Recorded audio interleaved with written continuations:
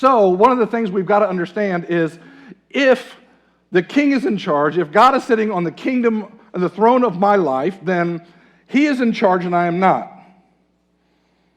Which for a personality like me, who likes to push boundaries and borders and likes to test different things, I'm like, oh, okay, what does this look like? Some of you are like, give me rules, I love to follow them. I'm not that guy. I know you're surprised by this.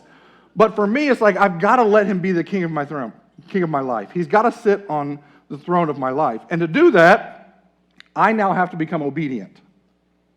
What he says is the final word on things. I don't have an option. I am his ambassador. We talked about this last week.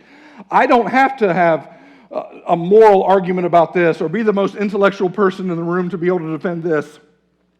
I just am his ambassador. Jesus said, I only do what I see the Father doing. So I've got to know my word. I've got to be in the word regularly. So when somebody wants to ask me a question about things, and you'll realize this as we spend time together, if you come and ask me a question about whatever, it could be about marriage, it could be about baptism, it could be about whatever it might be, I will take you to the Bible.